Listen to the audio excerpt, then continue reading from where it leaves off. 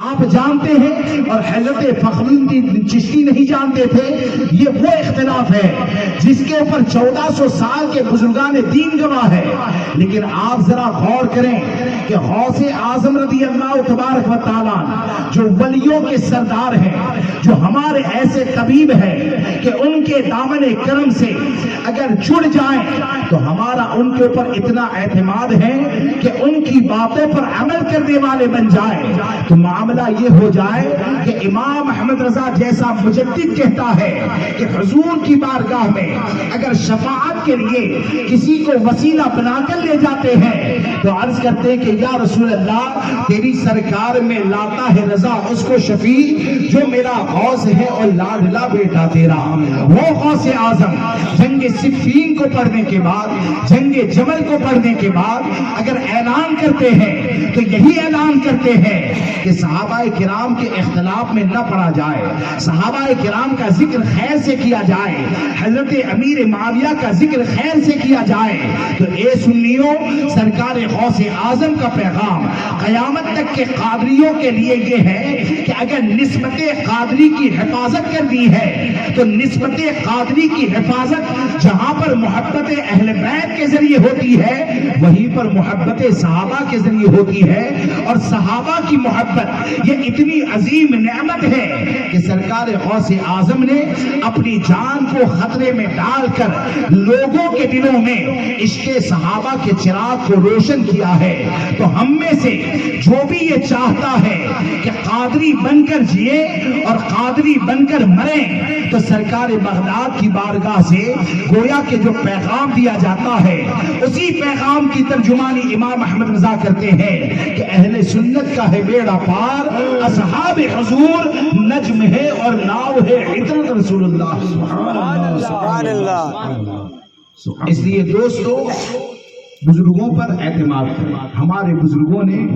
مشاجرات صحابہ میں پڑھنے سے منع فرمایا اور یہ اتنے بڑے طبیب ہیں جو ہمارے دلوں کے علاج کرنے والے, ہمارے دلوں کی حفاظت کے لیے ہم کو یہ درس دیا کہ صحابہ کرام اور اہل بیت عظام کا ذکر مبارک خیر ہی کے ساتھ کیا جائے. آج کے وقت میں جو گمراہیت پھیل رہی ہے نا, اس کی سب سے بڑی وجہ کیا ہے پتہ ہے؟ نیا راستہ بنانا.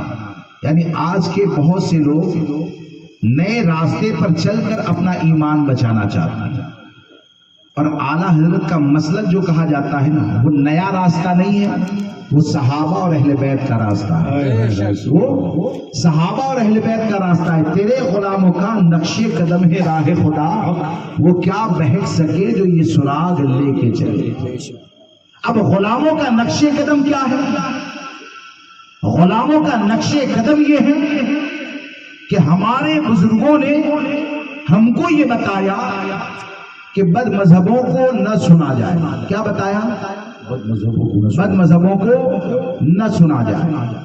اب اس میں رافضی بھی آ جاتا ہے, دیوبندی بھی آ جاتا ہے,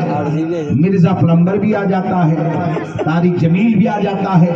جتنے بھی باطل فرقے والے ہیں وہ سب کے سب آ جاتے ہیں. اب آپ ذرا سوچیں کہ حضرت محمد بن سیرین رحمت اللہ تعالی علیہ جو صحابہ کرام کی زیارت کرنے والے عظیم تابعین امام اعظم جن سے ملاقات کرتے ہیں, خواب کی تعبیر پوچھتے ہیں, وہ حضرت محمد بن سیرین رحمت اللہ تعالی علیہ جب بد مذہب کو سننے سے ڈرتے ہیں اور سوال کرنے پر یہ کہتے ہیں کہ مجھے ڈر لگتا ہے کہ اس کی کوئی بات اگر دل کے اندر جم گئی تو میں گمراہ ہو جاؤں گا, تو کیا ہمارا ایمان ان کی طرح طاقتور ہے؟ کیا ہمارا معاملہ ان کی طرح مضبوط ہے؟ امام اہل سنت نے بھی ہم کو بد مذہب سے کو پڑھنے سے منع فرمایا, بد مذہب کو سننے سے منع فرمایا. اور اہل سنت و جماعت کا جو راستہ ہے کتاب و سنت کے دلائل کے ساتھ امام احمد رضا نے اپنی کتابوں میں جمع کر دیا. جب اپنی کتابوں میں جمع کر دیا تو ہمارے اوپر لازم کیا ہے ہم یقین کے ساتھ جانیں کہ نجات کا ایک ہی راستہ ہے جسے اہل سنت و جماعت کہا جاتا ہے، جسے آج کے دور میں پہچان کے لیے مسلک اعلیٰ حضرت کہا جاتا ہے۔ لیکن آج معاملہ کیا ہے کہ لوگوں کی آزادی یہ ہے کہ سوشل میڈیا پر اگر رہے تو لوگ کیا سوچتے ہیں، سنیں گے اور جواب بھی دے دیں گے، علماء سے پوچھ کر جواب بھی لے لیں گے۔ میں آپ سے یہ کہنا چاہتا ہوں کہ یہ یوٹیوب پر ایسے انگلی گھومتی ہے نا، تو میرے خیال سے یوٹیوب وغیرہ چلانے والے شاید کوئی ایسا ہوگا جس نے کبھی کسی بد مذہب کو نہ سنا ہو، ہے کہ نہیں؟ 2 منٹ کے لیے ہی صحیح اپنے دل میں خوف خدا پیدا کریں۔ آپ یہ سوچتے ہیں نا کہ حضرت امیر معاویہ کی گستاخ کو سن لیں گے اور فجر میں اٹھنے کے بعد مولانا سے مسئلہ سمجھ لیں گے، طارق جمیل کو، مرزا پلمبر کو سن لیں گے، اور پھر یہ کہ سننے کا جن کے دل کے اندر جذبہ ہے، جیسے کہ بہت سے نوجوان مرزا پلمبر کو سنتے ہیں اور ہمارے سنی کیا کہتے ہیں، حضرت وہ ان کا عاشق ہے۔ اب مرزا پلمبر وہ ہیں جو اپنے چینل پر اعلان یا نبی اکرم صلی اللہ تعالی علیہ وسلم کی شان میں گستاخی کر چکا۔ مرزا پلمبر وہ ہے جو خلفائے راشدین کی شان میں گستاخی کر چکا، حضور غوث پاک کی شان میں گستاخی کر چکا۔ آپ مجھے بتائیں کہ کوئی اگر نبی آخر الزمان صلی اللہ تعالی علیہ وسلم کی شان میں گستاخی کرتا ہے اور اس کی گستاخی کو جاننے کے بعد بھی اگر کوئی اس کو اپنا رہبر سمجھے تو وہ رہبر سمجھنے سے کافر ہو جائے گا یا مفتی فتویٰ دے گا تب ہوگا؟ جو بھی گستاخ رسول کو رہبر سمجھے گا، کہیں سے فتویٰ آئے یا نہ آئے، گستاخ رسول کو جو رہبر سمجھے وہ کافر و مرتد ہو جاتا ہے، وہ اسلام سے خارج ہو جاتا ہے۔ تو جو مرزا پلمبر کو سننے والے ہیں اور ہمارے بعض نوجوان ان کی فکر کرتے ہیں ان کو سمجھایا جائے، تو جو گستاخیوں کو سننے کے بعد بھی اس کو سننے کا جذبہ رکھتے ہیں، یا یہ کہیے کہ اس کی گستاخیوں کو سننے کے بعد بھی اگر مرزا پلمبر کو اپنا امام سمجھتے ہیں تو وہ تو ایسے بدبخت ہے کہ ان کے ساتھ ہماری چائے نہیں ہوتی ہے، ان کے ساتھ ہمارا رشتہ نہیں ہوتا ہے، ان کے ساتھ ہمارا تعلق نہیں ہوتا ہے، بلکہ ایسے لوگوں کے لیے تو امام اہل سنت کا یہی وظیفہ ہوتا ہے کہ انہیں جانا، انہیں مانا، نہ رکھا غیر سے کام، للہ الحمد میں دنیا سے مسلمان گیا۔ تو ایسے لوگوں سے تو دور رہنا ہی ہے۔ لیکن میں یہ عرض کر رہا تھا کہ دیکھیے اگر رافضی کو کوئی سنتا ہے معذرت تو یہ کتنا بڑا خطرہ ہے، آپ جانتے ہیں کہ رات میں کسی رافضی کو سنا حضرت امیر معاویہ کی شان میں گستاخی سنی، اور کیا سوچے کہ صبح میں عالم صاحب سے ملوں گا، حضرت سے ملوں گا، اور میرے دل کے اندر جو بیماری پیدا ہو گئی اسے دور کر لوں گا۔ ذرا سوچو کہ فجر میں اٹھنے سے پہلے اس بیماری کے ساتھ مر گئے تو قبر میں حال کیا ہوگا؟ فجر میں اٹھنے سے پہلے اس بیماری کے ساتھ مر گئے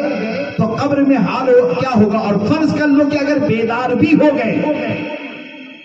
تو ایک لمحے کے لیے بھی تمہارا دل صحابہ کرام کے حوالے سے بدگمان معاذ اللہ ہوتا ہے، تو یہ کس کے حوالے سے بدگمان ہوگا کہ جب ہمارے آقا نے ہر صحابی کو چمکتا ہوا ستارہ کہا، تمام صحابہ کا ذکر کرنے کے بارے میں، خیر کے ساتھ کرنے کے بارے میں جب ہم کو تعلیم دی گئی ہے، تو ہر سنی کو یہ سمجھنا چاہیے کہ اللہ نے یہ دل جو ہم کو عطا فرمایا ہے، یہ دل اس لیے عطا کیا گیا ہے کہ نبی سے محبت کریں، آل نبی سے محبت کریں، اصحاب نبی سے محبت کریں، اولیاء کرام سے محبت کریں، صالحین سے محبت کریں، اللہ کی بارگاہ کے جتنے بھی محبوب ہیں وہ تمام محبوبوں سے ایسی محبت کریں کہ زندگی میں ایک لمحے کے لیے بھی ان کی محبت میں کمزوری نہ آئے، اور ان کی محبت میں کمزوری نہ آئے۔ اگر یہ عمل کرنا چاہتے ہیں تو ہر سنی کو یہ سمجھ لینا چاہیے